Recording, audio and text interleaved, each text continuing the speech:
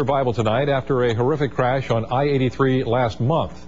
On March 23rd, a tractor-trailer rear-ended a Subaru near the 13th Street exit. The crash left the car literally sandwiched in between that truck and another big rig. But the driver of the car survived with only minor injuries, and tonight he talked about the experience with our Chris Schaefer. He's live along 83 where the crash happened. Chris? Tom, I was out here that afternoon, and I think everyone who's seen that video has the same reaction I did. Utter shock that anyone could have survived. But Alan Pyrus did just that, and today we came along with him for a very special reunion.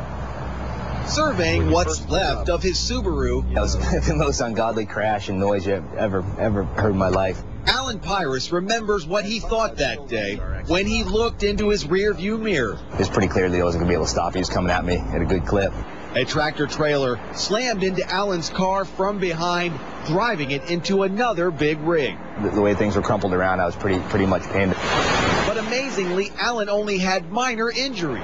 Among the first rescuers on the scene, Saul Alertis. They hadn't seen each other since the crash until now. So I want to say thank you. I appreciate it. Absolutely. It was, you guys did a great job, you know. Saul knew the crash involved a car and a tractor-trailer before he arrived. When we rolled up and saw only the tractor-trailers, we kind of looked over and, my gosh, is there a car in there somewhere? Alertis quickly found out that Alan Pyrus could talk to him.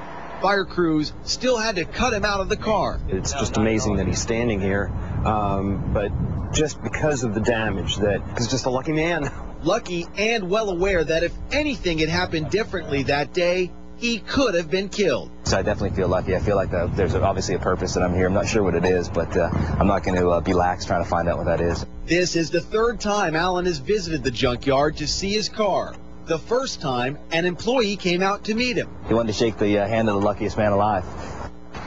Pyrus is married. He lives in York. He's hoping his story will convince other drivers to slow down, pay a little more attention on the roads. He himself only started driving again about a week ago, and so far, Tom, he has stayed away from this section of I-83 in Harrisburg. And when you see the 322 wreck today, that car caught fire. It's amazing that his car didn't catch fire in his wreck, and then he lived to tell about it. He says the truck driver from the truck that was in front of him came and pulled some of the cables away that may have prevented some of the fire from happening. He walked away from that crash with only minor cuts and bruises. He was home in time to watch our reports about his crash, Tom.